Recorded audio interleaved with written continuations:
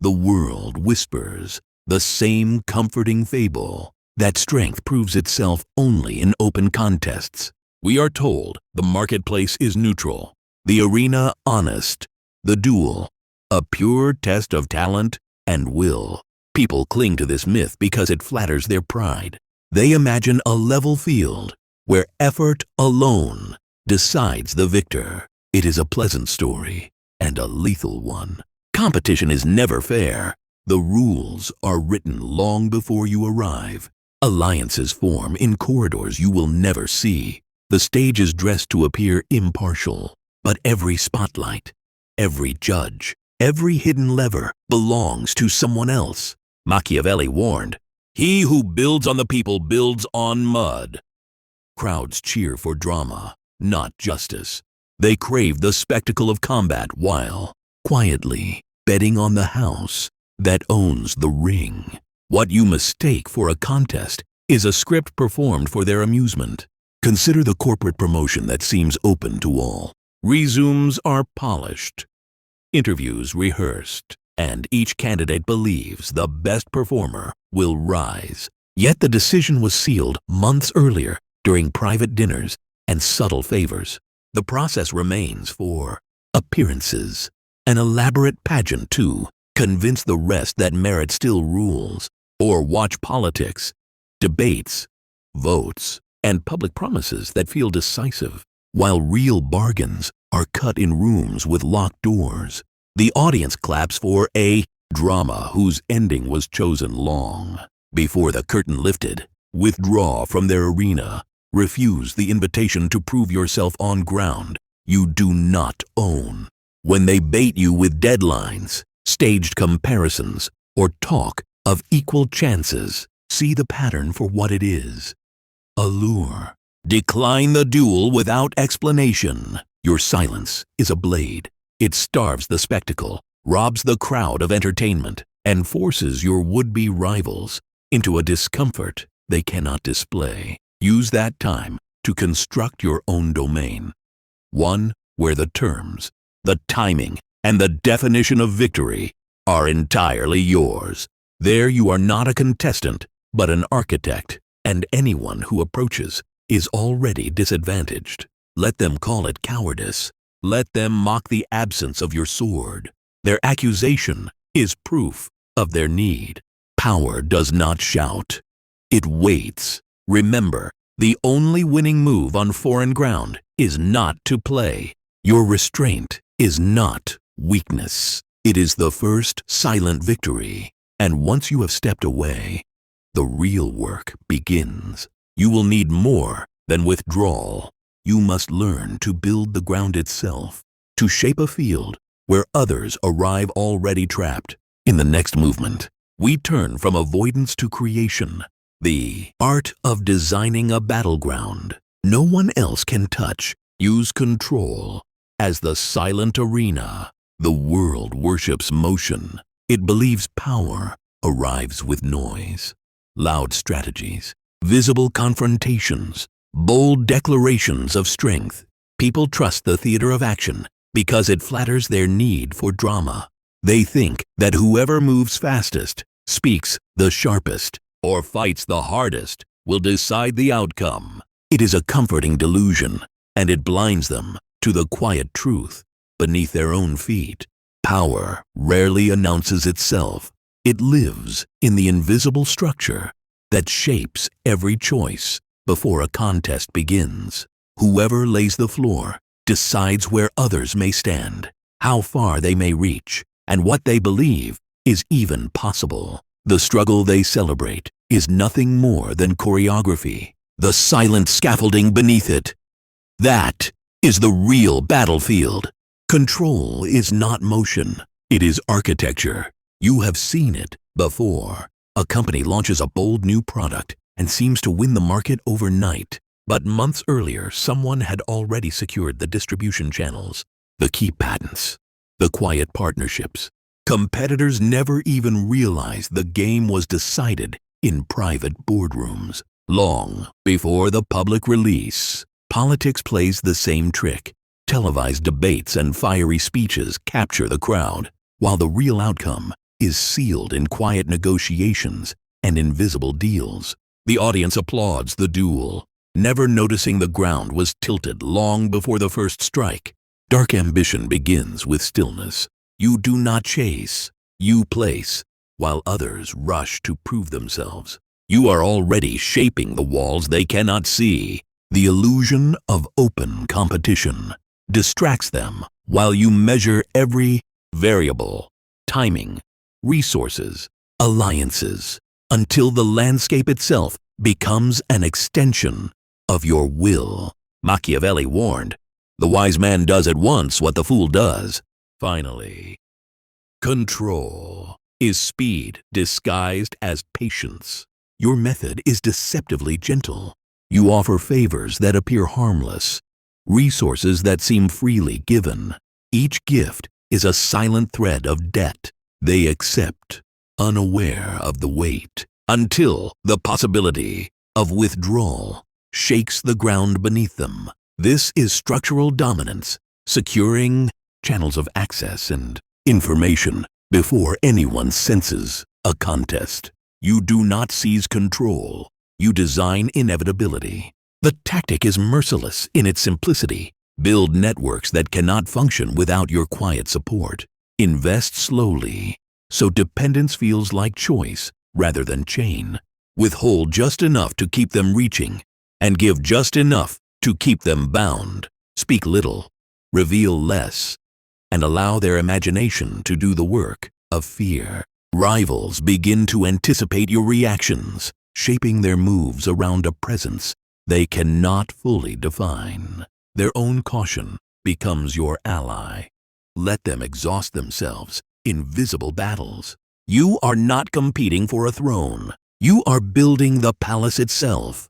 When the structure is complete, there is nothing left to fight for, only the reality you have already designed. Control is not the victory they expect. It is the absence of contest.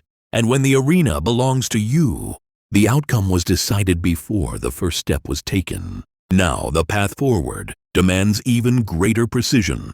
Withdrawal and quiet design are only the beginning. The next move is to convert this invisible architecture into lasting power, an empire of dependence where every daughter they touch opens only because you hold the key.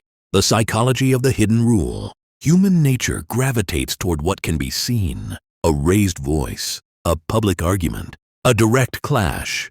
These are easier to interpret than silence. Visible battles give the illusion of honesty, as if clarity exists only when force is displayed. Yet this instinct betrays a deeper weakness. The unseen always governs the seen. Control does not announce itself, it hides, shaping outcomes without revealing its presence. The battlefield you notice is rarely the one that matters. Your mind is drawn to battles you can see. That instinct is your leash. You crave confrontation because it feels fair, measurable, and real. You believe that stepping forward to fight proves strength. But every time you do, you expose yourself, your reactions, your vulnerabilities, your limits. The one who truly dominates never enters the ring. They let you exhaust yourself in spectacle while they quietly bend the conditions of the fight. Ego deepens the trap. Recognition feels more important than results. You are willing to bleed publicly if it means applause follows. This addiction to validation is predictable, which is why it is exploited so easily. Rivals know they can bait you with challenges, and you will respond. They let you win battles that don't matter because your victory distracts you from the fact that the war itself was never yours to control. Consider the workplace. Two colleagues compete for recognition, each trying to outshine the other in meetings, arguing over credit, desperate to be noticed by leadership. Their conflict is visible, loud, and exhausting. But the quiet manager who doesn't compete for attention controls the room. They speak less, but when they do, it carries weight. They distribute resources, frame expectations, and decide which battles matter. The fighters earn applause. The manager earns obedience. This is Machiavelli's hidden rule in practice. Never compete where you can control. The lesson is simple. Noise does not equal power. By competing openly, you give others the information they need to weaken you. They learn your strengths, your weaknesses, your insecurities. Even if you win, the victory is shallow, a temporary title, a brief acknowledgement. As Machiavelli observed, it is not titles that honor men, but men that honor titles. The moment fades. The control behind the title remains. You must rewire your impulses. Replace the craving for recognition with the hunger for influence. Stop reacting to every provocation. Train yourself to speak less, to reveal less, to observe more. When you withhold, others overexpose. When you remain silent, others scramble to fill the void. And in their rush, they reveal everything. You don't need to prove strength. You only need to make others depend on the strength they believe you hold. The truth is brutal. Those who chase visibility become prisoners of it. Their victories are hollow, their energy wasted, their vulnerabilities exposed. But those who remain hidden shape outcomes without ever being named. The crowd applauds the fighters. The architect of the stage remains unseen, yet owns everything. Use withdrawing as a weapon. A rival's strength is rarely sustained by their own resources. Most of it is propped up by the presence of an opponent. The conflict itself feeds them. They gain clarity when they have a target, energy when they have an enemy, purpose when they have someone to crush. Remove that counterweight, and what appears solid begins to collapse. The scaffolding of their ambition is revealed to be hollow, dependent not on their own structure, but on the resistance they were built to overcome. Walking away is not surrender. It is the quietest form of domination. You imagine the sting of retreat, but the true wound is theirs. Your absence becomes a mirror that reflects their emptiness. They are forced to reveal how much of their fury was borrowed from your presence. The aggression that once looked sharp begins to dull against shadows. They are left swinging at the air, frantic, confused, unable to understand why their own fire feels weaker without you to ignite it. You are taught that victory is about clashing, about proving superiority in the open arena. But open arenas are traps. They are built to distract you, to bait you into feeding the energy of others. Withdrawal is the tactic they never expect. And in this silence, a rule emerges with clarity. The way to gain a good reputation is to endeavor to be what you desire to appear. By vanishing, you are not what they want you to appear to be. A submissive loser, a visible rival, an accessible target. You become untouchable, and in that untouchability, a reputation forms stronger than any words.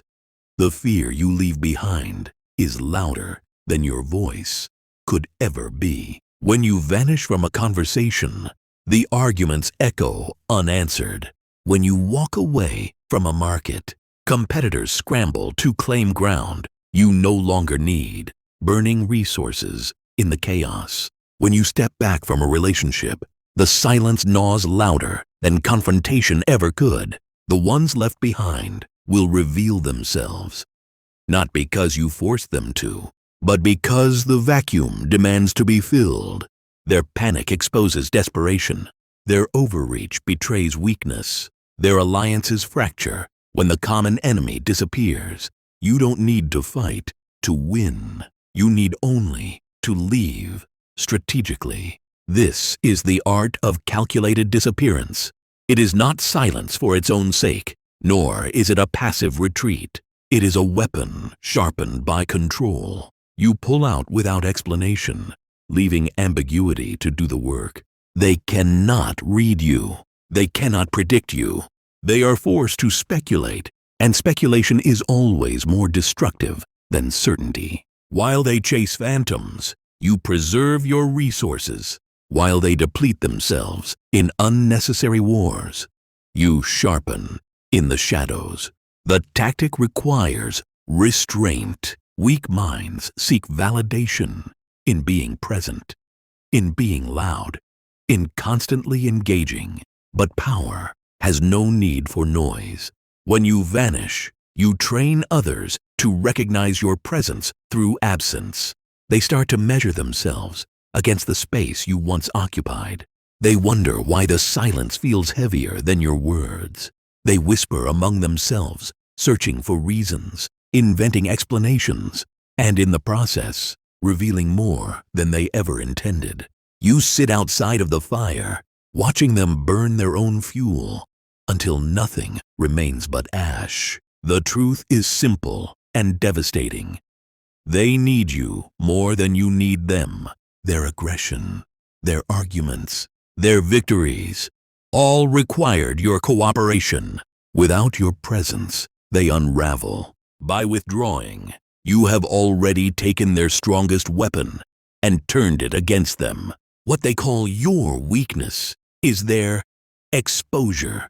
What they see as surrender is actually starvation. They depended on you to feed them, and now, with nothing to consume, they devour themselves. Engineer the dependency. Every structure of power is built on dependency.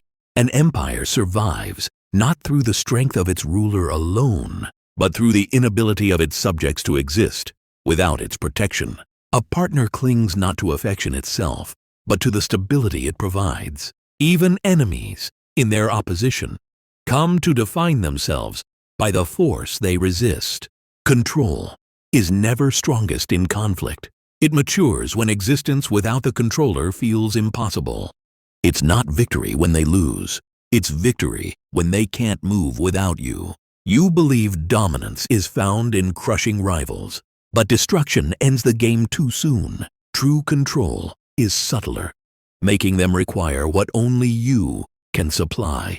They don't notice the shift at first. They accept your resources, your presence, your guidance, unaware that each gesture creates quiet reliance. Soon, their choices shrink until every path bends back toward you. The leash is invisible, yet they choke if it slips. Dependence is not built with force. It is cultivated like a garden.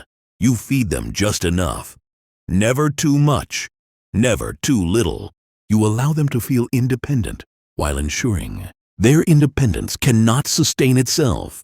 This is the silent mastery behind the words. Men are driven by two principal impulses, either by love or by fear. You do not choose one, you blur them together. They trust you because they feel your value. They fear you because they sense, deep down, what your absence would cost them. That tension locks them in place. You watch as they adjust unconsciously. They delay decisions until they hear your opinion. They measure their risks against your approval. They cannot relax unless they believe you are still present. Their world begins to orbit around a center they never admit controls them. They call it partnership. They call it trust. But it is dependency, engineered with precision, crafted so carefully that they believe it was their choice all along. And in their belief lies your advantage. This is the golden leash. You give, but never freely. You help, but always selectively. You design exchanges where the debt is subtle but unforgettable. A rival takes your support once, and in their mind, a precedent forms. They ask again, and soon it feels natural. With repetition, the asking becomes instinct. Your generosity transforms into their expectation, and when expectation solidifies into habit, their autonomy dissolves without them noticing. The leash tightens every time they rely on what you could withhold. The trap is strengthened by ambiguity. You never declare your power openly, because open control breeds rebellion. Instead, you let them believe they remain free. You smile, you withdraw, you return, but you always ensure their comfort depends on your rhythm. If they try to resist, they feel the suffocation of your absence. If they comply, they feel the relief of your return. To them, it looks like a coincidence. To you, it is orchestration. This is how compliance is disguised as loyalty. In the end, the truth is ruthless. They no longer compete with you because they cannot survive without you. Their victories are hollow, their independence only an illusion sustained by your allowance.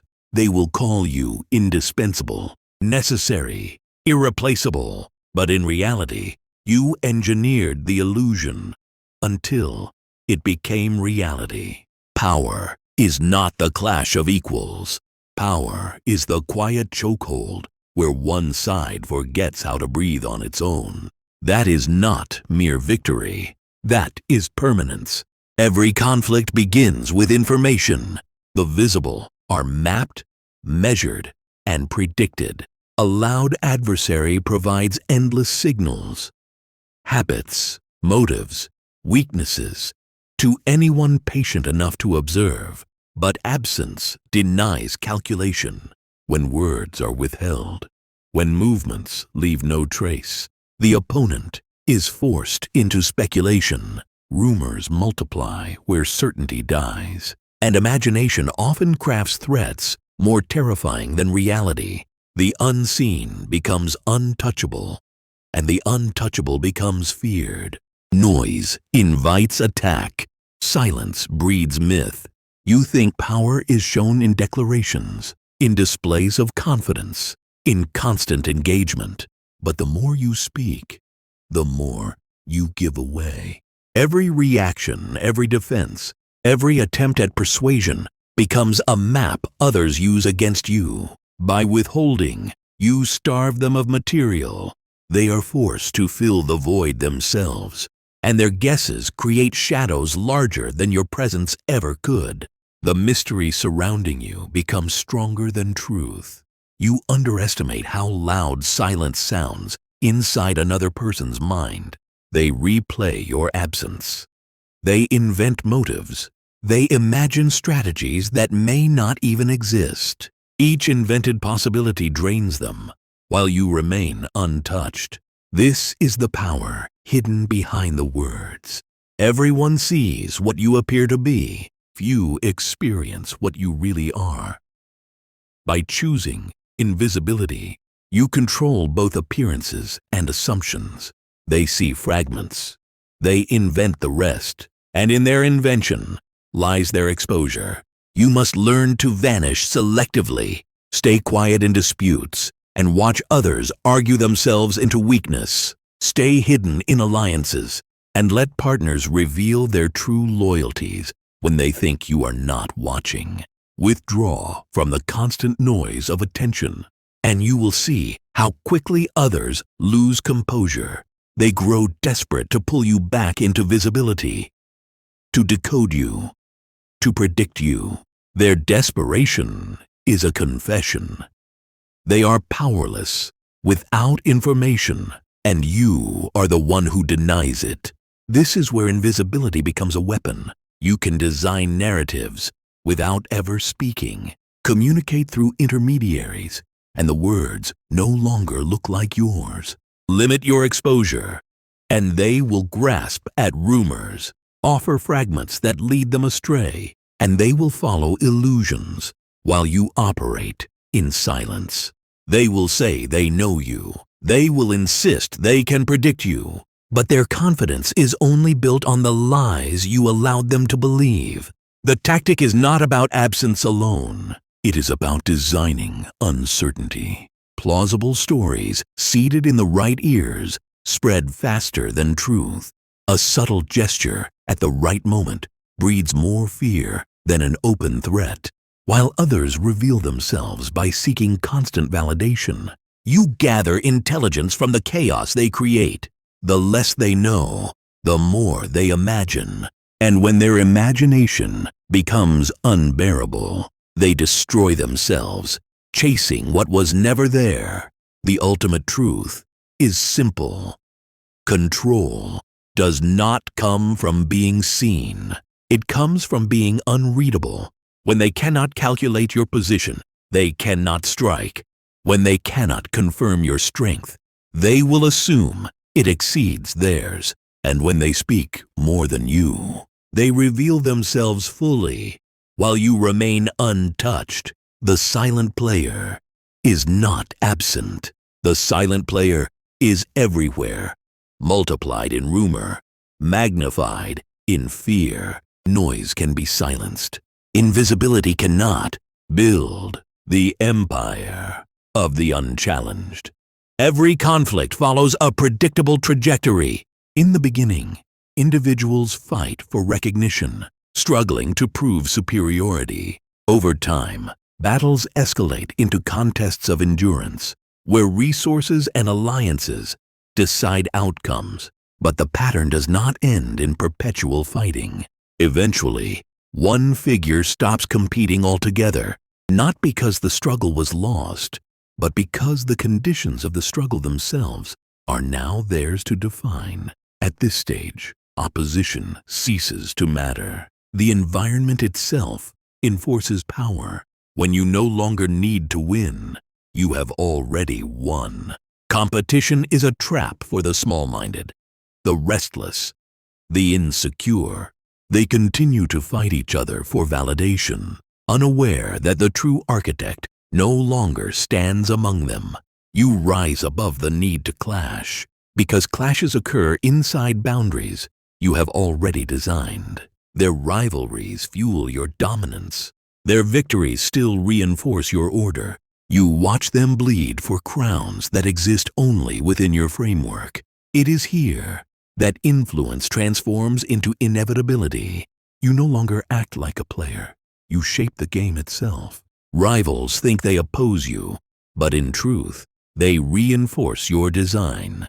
They call themselves independent, yet their decisions are confined to the structures you created. This is why Machiavelli observed that the wise man does at once what the fool does finally. You secure your place not by endless duels, but by embedding your control so deeply that others cannot imagine a world beyond it. You become the culture they breathe, the tradition they obey, the silent law that governs without needing force. Your name no longer needs to be spoken, for your presence to be felt. Institutions carry your imprint. Rules bear your shadow. Successors walk paths you laid long before. What looks like permanence is nothing more than careful design, power woven into the fabric of routine, disguised as natural order. And once it feels natural, it becomes unchallengeable. This is the empire of the unchallenged. You are not feared as a rival.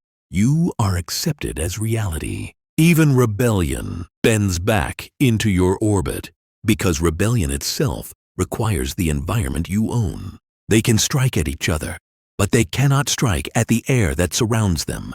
They cannot wound the ground they walk upon. To them, you are not a competitor. They are competitors within your architecture.